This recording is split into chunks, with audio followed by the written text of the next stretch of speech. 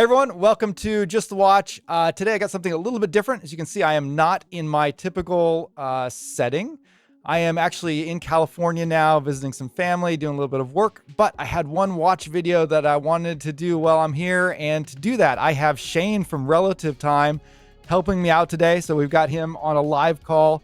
This is actually a two-part video, so if you want to check out part one on his channel, definitely do that. We are looking at the new UltraHex titanium trench. This is a collaboration between Vario and RZE, so kind of a Singaporean microbrand super watch here.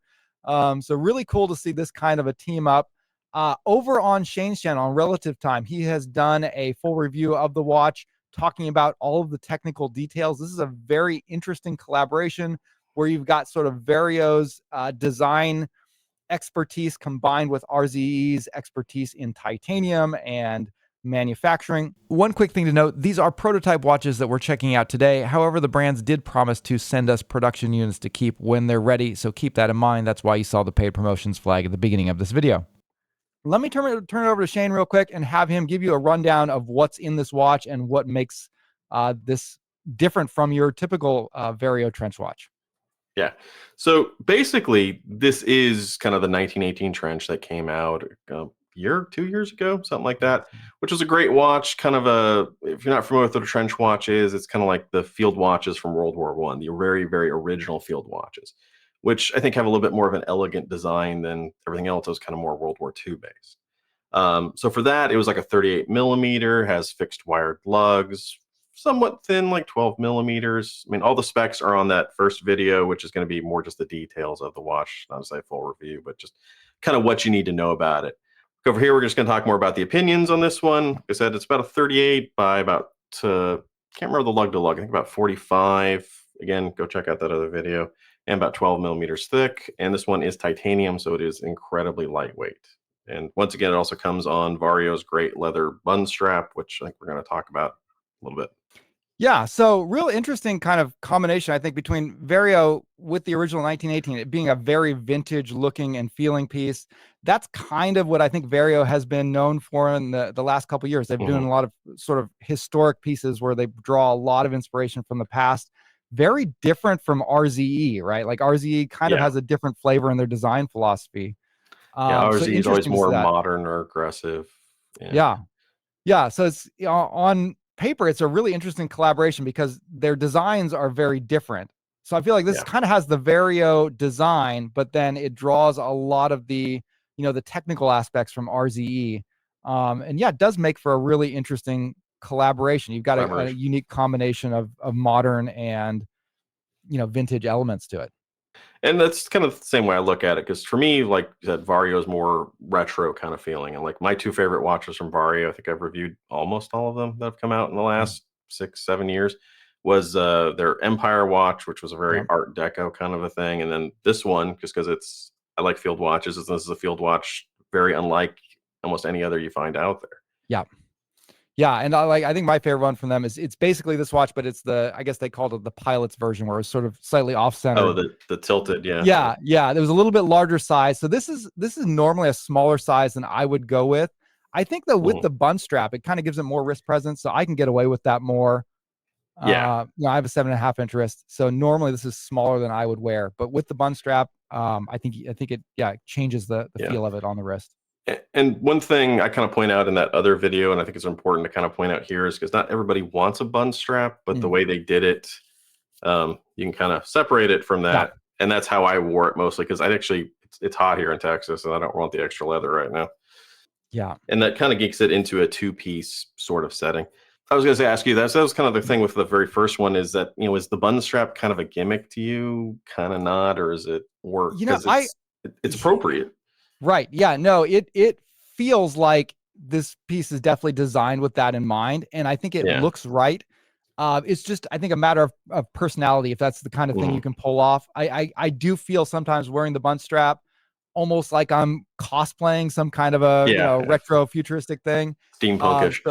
So I don't know if I can quite pull that off. I tend to prefer it without the bun strap, but I think that's definitely a personal preference. And I think the bun strap is the right look if you want to go kind of full retro on that. Yeah. Original one, I was either wearing it like that as just the regular two-piece leather, Yeah, or I had like a NATO that I put yeah, on it. But right, the downside, of course, is that if you like it more as a two-piece leather, you can't really use any other two-piece leather. And once right. this sort of wears out, you're Yeah, hopefully maybe they sell some extra ones, but yeah, I think you there's no can other way buy to them, do but it. yeah, but Vario's making custom leather straps that fit fixed lugs like this. So this doesn't have spring Yeah. bars on it, so you can't use your normal leather straps. These are specially engineered to allow the watch Like, to yeah, to just kind sit of on it. screws in into it. Yeah, it's really interesting straps as well, and it's a very cool strap. I definitely like the strap. But yeah, your other option would be to go with NATOs. I think it looks great with like leather NATOs. It's kind of, again, going back for that more vintage Mhm. thing. And the other thing, I mean, the big thing with this was how lightweight it is just how comfortable it is to wear. It's just because, I mean, I think when I weighed it was like 55 grams on the bun strap, which is like nothing. Yeah, so that's one of the things that the titanium brings to the table is you're definitely getting that lightness. And then what RZE is really known for is they do this UltraHex coating. So they do almost exclusively titanium. I think I've only seen titanium watches from them. No, So that's yeah. really what they focus Yeah. on with this Their first UltraHex one might have coating. been steel, but Yeah, maybe. maybe it was a while Yeah. ago. But now they're 100% on the titanium Hmm. train, and they do this Ultraex coating that gives it a lot of scratch resistance.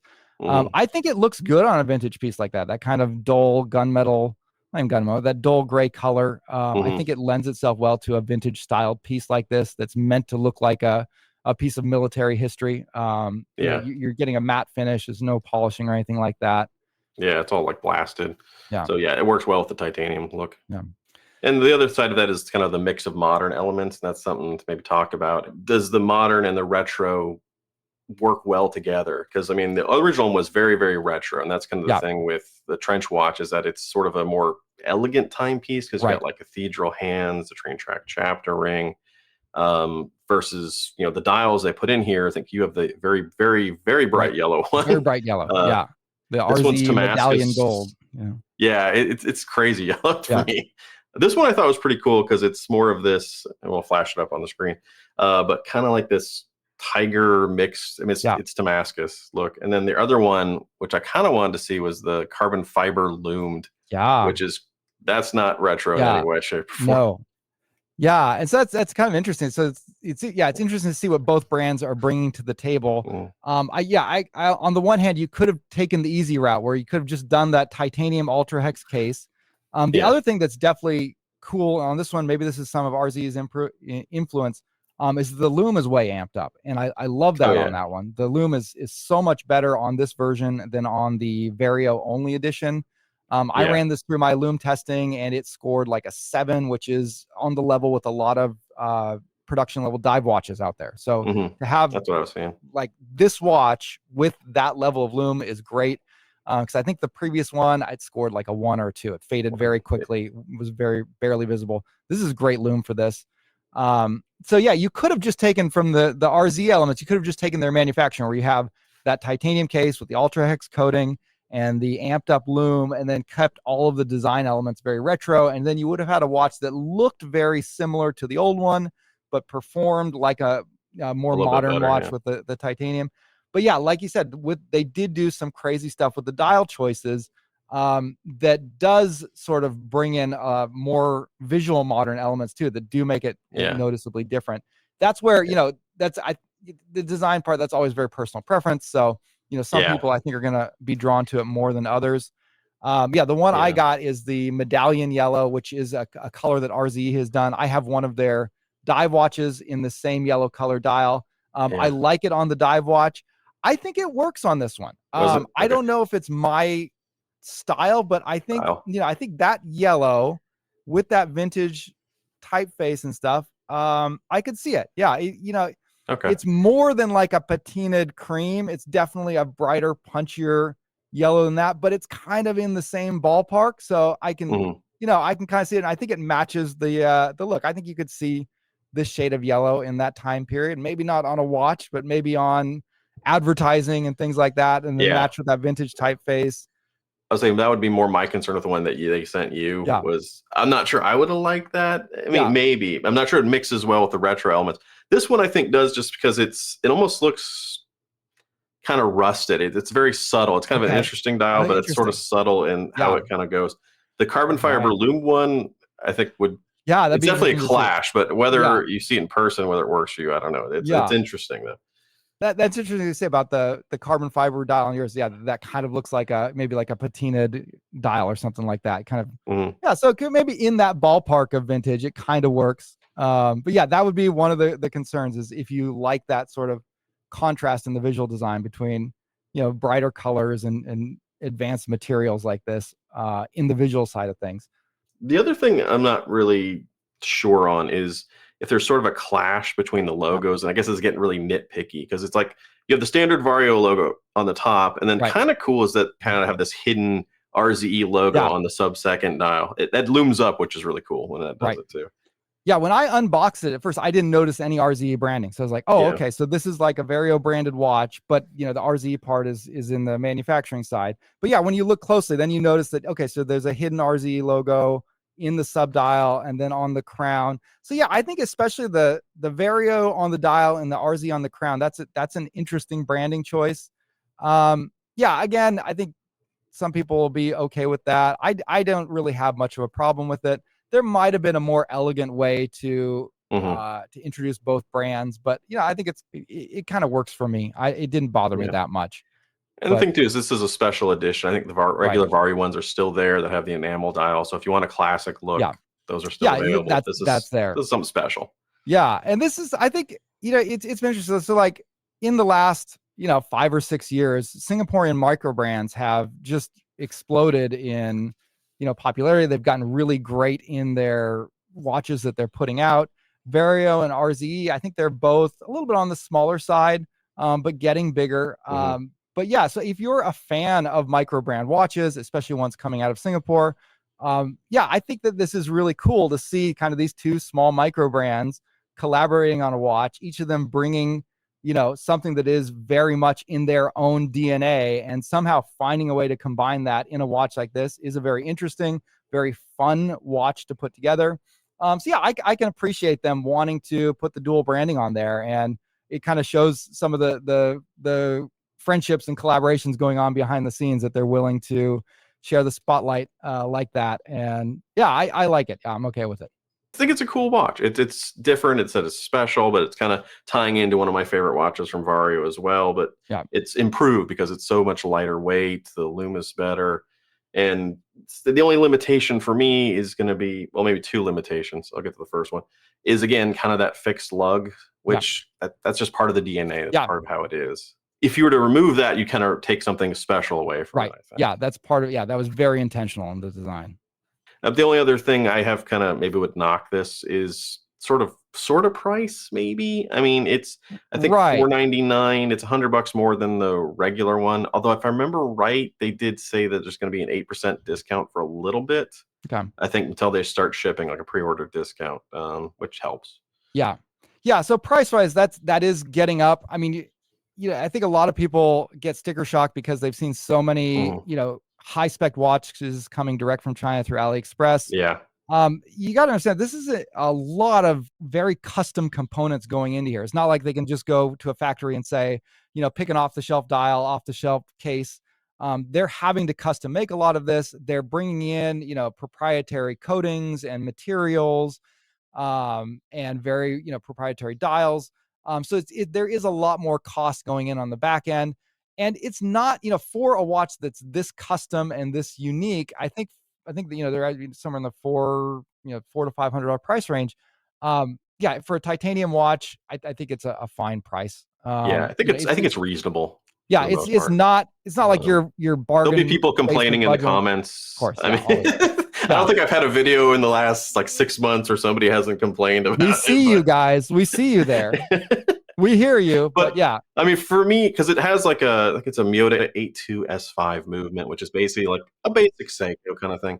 And then for me, these days with inflation and everything else that's going on, I mean, this is another good example of it. This is a Notice Sector 2 Sport Edition, actually special edition one. I think this price is getting up to that point too, where it's like about 600 is the most I ever want to see on one right. of those basic movements, but it's got Yeah, to also have everything else that goes along with it. Yeah. And it's like the complete package, so to speak. And I think, this does that too, because it doesn't have a bracelet, but it's not Right. supposed to have a bracelet, but it's Yeah. got everything else you'd want. Everything is very thoroughly thought out. I mean, like on the design front, that's something I really appreciate from Vario, is that I feel like there's so much attention to detail in every aspect of the design. Everything fits together perfectly. And yeah, it feels and looks like a very special piece.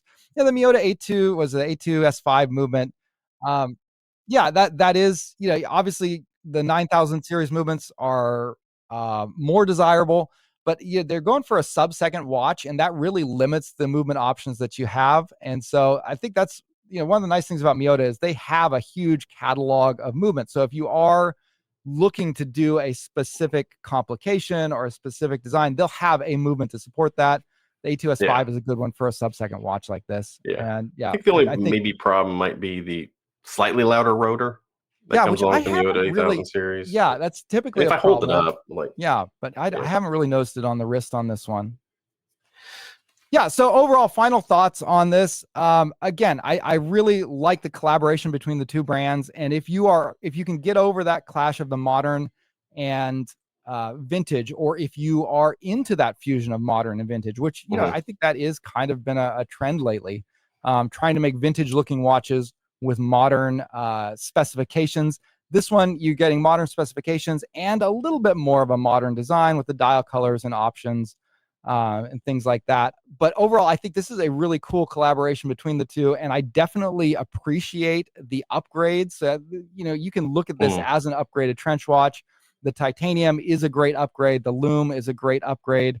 And yeah, bringing in those interesting elements from RZE too, as well.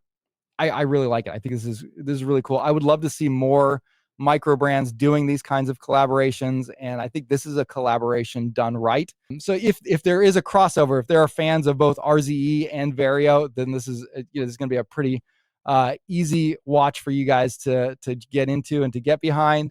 For those of you who aren't familiar with those brands, I think it's going to largely come down to whether or not you're on board with this sort of vintage look, because for me, that's kind of the hardest thing. This is a very unique looking watch. It does have this vintage sort of historical appearance to it. It's not like a boring, easy to match with your style kind of watch. It's definitely a statement piece. This is one that will do that, and it's a really cool one with great build quality and great brands behind it. And I agree. No watch is really perfect. Yeah, I'm going to nitpick a few things here and there, but I love the idea of it. And again, I think it's a special watch. It's not necessarily like an everyday field watch you can just go buy for cheap from somebody. It's going to be partially for the fans of RZE Vario, because this is a collaboration between them. It's cool that they did it and that they took something and just improved upon that was already good. All right. Well, Shane, thank you so much for joining me on the channel today. Actually, Shane's going to be doing a lot of the editing for this video too, because I'm kind of out of the office right now. So huge thanks to you for kind of putting this together and pitching the idea. It's really excited to be able to do something. It's a collab watch, so do a collab video too. Yeah. So definitely make sure you check out his channel, Relative Time. He has the full detailed breakdown on the specification side of what's in the watch. You get a good view of his dial options and all the stuff that he's got. But that will wrap it up for today. Thank you guys for watching, and we'll see you next time. Bye.